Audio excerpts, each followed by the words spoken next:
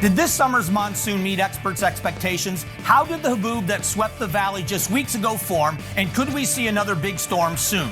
We're taking a look at how the weather fared this past couple of months. Plus, an update on the economy and how it could change by the end of the year. And how to save a teen's life if they overdose on an opioid. It's all that and more this evening on Broomhead. Welcome, I'm Mike Broomhead. Before we jump into today's interviews, let's take a look at some of the top stories. The Charlie Kirk Memorial happened at State Farm Stadium, attended by thousands, including the president, the vice president, and his widow. It was a sad affair, but one that was so well attended and a fitting tribute to Charlie Kirk. We also this week learned of the official charges against the suspect in this crime.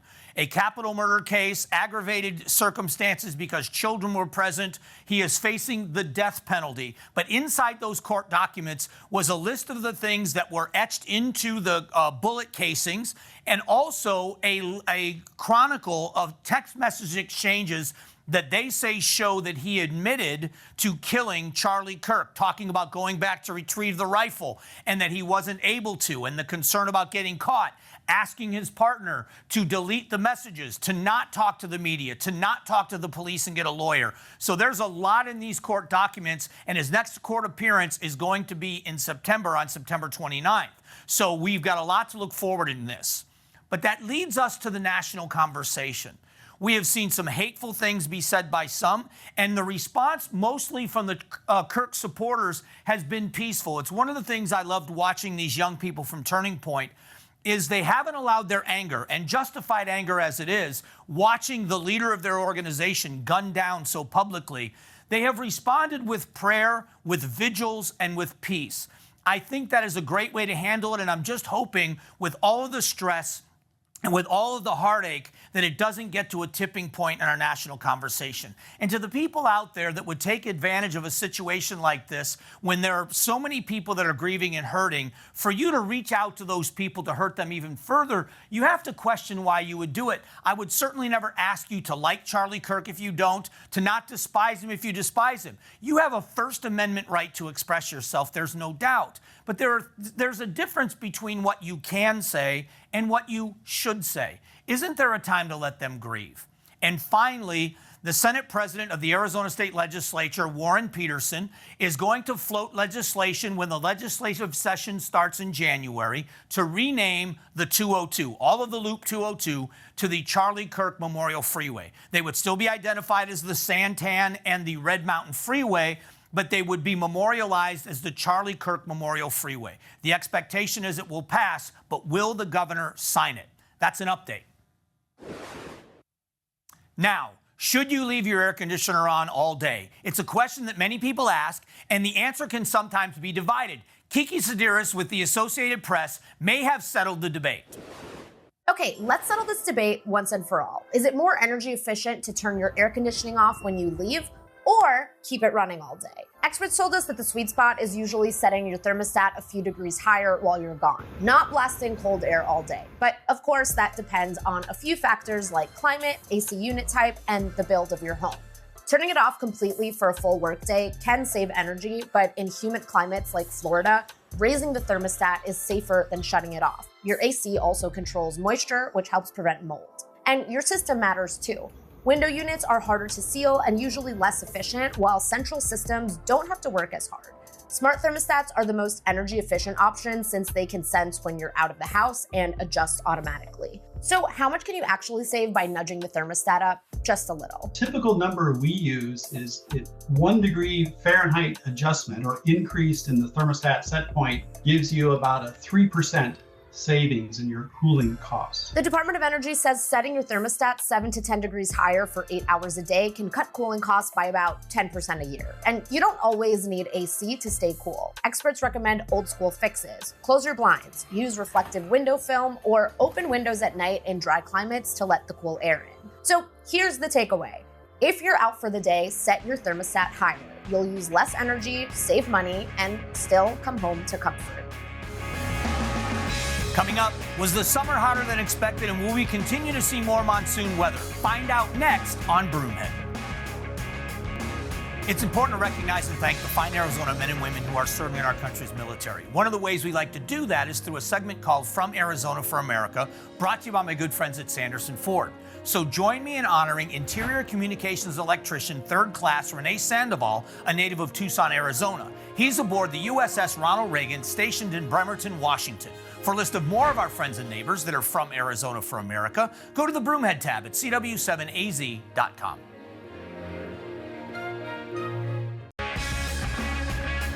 We're out at Papago Park talking weather, and we always go to our expert, Dr. Johnny Malloy, meteorologist.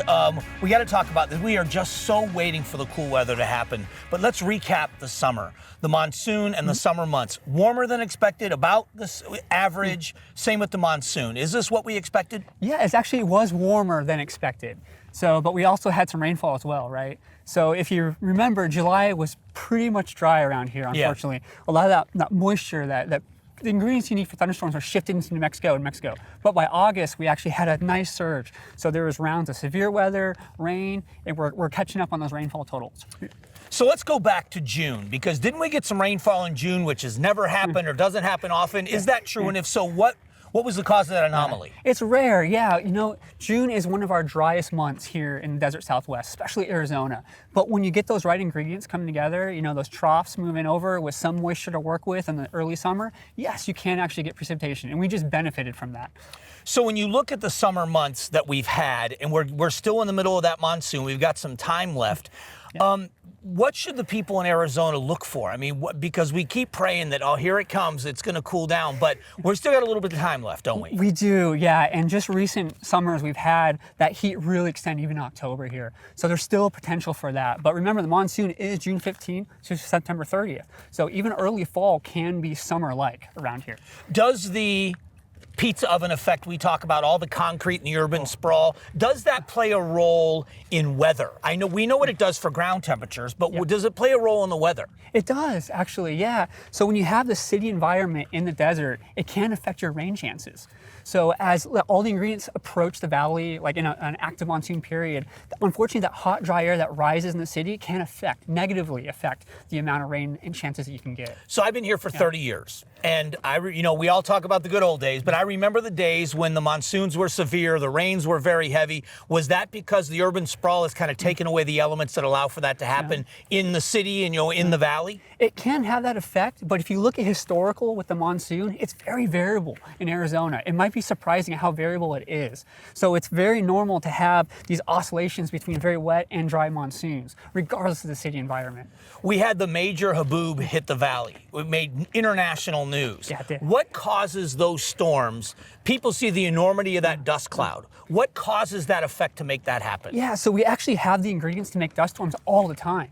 It's just when you have the right thunderstorm in the right spot, in this case, south of Phoenix, where there's a lot of dust available, it just happens to get entrained. So it's really a matter of having the thunderstorms in the right location with the downburst winds and training that dust into the city. So when those storms happen, because they are rare, but when they happen, what's your advice for people when a Haboob, when one of those dust storms happen? What do you suggest the average person does? Yeah, well, first of all, in the monsoon, always pay attention to the forecast. You know, a lot of the meteorologists in the area will give you a dust risk. But if you are caught in a dust storm, well, that's something. You want to pull off the side of the road, take your foot off the brake, because people will follow you with your tail lights on. If you have to go through the dust storm, just move at a more manageable speed and just be aware of your surroundings. As we get moving closer to the end of monsoon season, are we more or less likely, or does the risk or the likelihood of those storms increase or decrease, or does it just maintain until it's finally over? You know, it's just, you got to have the right overlap of the ingredients, moisture, lift, and instability. And that can happen whether it be late June or into September, where really it's fair game to have those monsoon hazards throughout the summer and early fall period. So looking at what we've had this summer, you said it was a little warmer than expected, but the storm activity, was it about what you expected it to be or predicted, or do you think we had a little less rainfall? Probably a little less. Yeah. Early in the spring, the Climate Prediction Center came off with a more above normal potential, but then actually backed off on that, and that really did verify. It's not to say that areas did not reach their quota that you would expect climatologically in the monsoon. It's just the monsoon is feast or famine already, and yeah, most people were below average. Great conversation about the weather this summer. There's more Broomhead coming up in a moment. Coming up, an update on the economy and how things could change by the end of the year. Find out when Broomhead returns. All right, welcome back. All eyes on the U.S. economy and a lot to digest. So joining us to talk about it is Dr. Alex Tyson, who is an economics professor at Grand Canyon University. Great to talk to you again. Great to talk to you again, Mike. So let's start with the big news this week. The Fed is cutting interest rates 25 basis points. So they're finally starting to cut rates. Practically, what does that mean for the everyday consumer?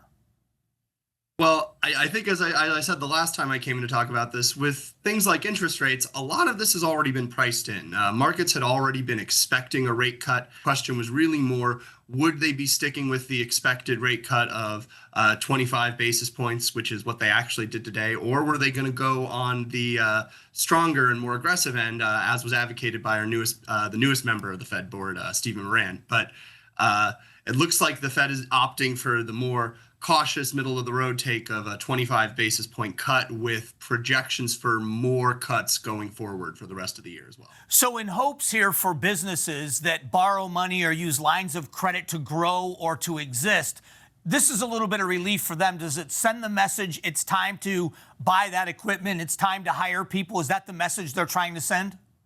Well, that's absolutely the hope, right? And I think the motivating factor here was that we have seen some troubling signs of some slowdowns in certain sectors in terms of hiring. And so I think that giving a little bit of relief on the borrowing cost side will definitely help businesses who are maybe, again, on that margin, wondering about whether or not to expand or not. Now, again, this cut of 25 basis points was already essentially priced in. I think the thing that businesses are really going to be looking forward to is the prospect of future relief going forward, and the fact that this is sending a signal that policymakers do see that there is a need for some of that relief for businesses who are feeling pressured. So when you factor in taking the politics out of inflation and tariffs, but just the raw numbers, 2.9% on inflation, we see wage growth is doing fairly well. Are we worried? How concerned are you in this world of a bit of a bounce back in inflation because the rates went down? I think at this point, that's probably not the main concern. I think in part of the issue that I think the Fed is now responding to is trying to disentangle the extent to which that lingering inflation is due to effects like the tariffs, which is something that one would expect to have a temporary effect on inflation, but not a permanent effect. And so I think a large part of some of the issue that we're going to be facing going forward is disentangling this issue of what inflation is due to excessive demand and what inflation is due to some of these more transitory cost pressures that we should expect to go away after a short amount of time. All right, and so you talked about the job market, and people are a little bit concerned. The numbers are concerning of the slowdown, but consumer spending in July was adjusted up to 0.6%. Consumer spending in August came in higher than expected at 0.6%. So the American consumer seems to continue to spend. Is that a good thing? In part, this might just be this might just be a continuation of trends we've been seeing for the last several years. One thing that's been pretty surprising, actually, as we've had other ups and downs in other areas of the economy, the American consumer has just kept on keeping on. Part of that might be them being the American consumer feeling pressured. Part of that might be due to just, again, people, when surveyed, often say that they feel that their own personal economic situation is fine, even if they don't feel great about the job market more broadly or the economy more broadly. So part of what we may be seeing is just a general optimism on the part of typical consumers, and part of it might also be consumers feeling the need to stretch a little bit. And if it's more the latter, that is something we should probably be concerned about. And that should be something that this relief on borrowing costs should probably help with as well. The PPI numbers came in a little bit better than expected, which means the producer price index wasn't as high as people thought. Does that mean we're going to see lower inflation next month, or is that what it lends itself to? Typically it does. Again, I think right now we do have a little bit more noise in that data than we usually do, just because we are in such a fluid situation with tariffs especially, but other cost sources as well, such as energy. So I think, again, taken on its own, that is a positive indicator for inflation. Again, an indicator that we should probably be expecting more easing on interest rates as we go forward. Dr. Tyson, as always, love the expertise and the information. All right. Thank you so much. Great to be here, Mike. We'll be back. Coming up, do you know what to do if your child has an overdose of an opioid? Find out how parents can prepare themselves by keeping an over-the-counter drug in their homes. That's after the break. Here's a look at some upcoming events that should be on your radar.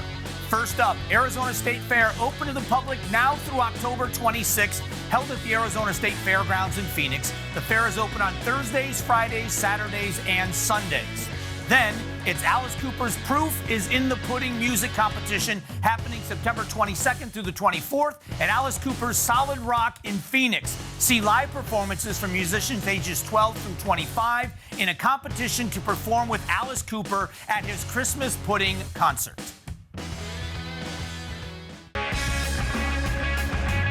All right, talking about safety and health, it is National Recovery Month, and joining us is Chandel Chavez from Scottsdale Recovery Center. Thanks for doing this. Yeah, of course. Thanks for having me. One of the things I've been reading about and that I love what you guys are doing is training people, CPR, AED, Narcan. Let's talk about Narcan for a moment because it's become so necessary and widespread. How critical is learning how to use it? It's very critical. It's very easy to use, but it could be a matter of life or death, so it's super important. When you look at the numbers of people that they've had to use this on, and now it's in schools and it's in libraries, what do you recommend people do? I mean, should they come to you for the training? What's the first thing they need to do? For training, yeah, absolutely. At Scottsdale Recovery Center, I'm specifically the one who teaches the training. I got my certification a year ago. So yeah, I'd love it if folks came out to me and got trained by me. And I know that each month, next month, and the next couple of months after that, there's monthly training available. We're gonna have the website up for people to go to, groups of people getting trained. I was telling you before we turned the cameras on that in our building, we have the AED. But I have no idea who in the building is trained to use it. Is that typical? Yep, it's good if it's there, and hopefully you never need it, but if you do, it's super important to know how to use it. And at least to have one person in your building, hopefully more, but at least someone that knows is trained how to use it. Yeah, absolutely. CPR training. I went through CPR training when I was much younger, and then I didn't update the training. But we always hear stories about people that find themselves in a situation where they save a life and they weren't expecting it. Right. How common are these things? Unfortunately, they're super common, especially with the opioid pandemic and everything that's going on. It's super important to know. Just like the AED, you hope that you don't have to use it, but if you have the skills and the knowledge. So then give me, if you don't mind, obviously if you find someone who's unconscious and unresponsive, call 911. But let's talk about how we address people that if we have someone we love that may need help, that intervention is really hard for some people. Right. What do you say to someone that has a family member, or maybe it's them, where they know they need help? What stops people from making that call? I think it's just panic, just sheer panic, not knowing what to do in the heat of the moment. But always 911 is the first thing, and give yourself some time, take a breath, and jump right into it. Do you recommend that people become familiar with things like AED or with Narcan? We all see it. We've seen the plunger. We've seen those things, but I've never touched one. I've never held one. Do you recommend that the first time you interact with it is not when you have to give a dose of it? Right. And that's where the training comes in. Exactly. So what can people expect in the training? Can you give us a little insight into that training? Yeah, absolutely. So it goes over CPR, first aid, Narcan, AED use. So how to give CPR start to finish, when to enact it, when it's necessary, when it's not, what to look for, and what to know to give Narcan if you're in a scenario where Narcan is necessary. And then other things that are super important, like heat stroke, especially where we live. But yeah, just to be able to navigate the different scenarios that you might encounter. Well, we are fortunate to have you in our community because there are a lot of people, I think, because of this month, are going to be seeking this because it's such an important piece of training. So thank you for what you do, and thanks for coming down. Of course. Thank you. All right, important topic. We'll be back.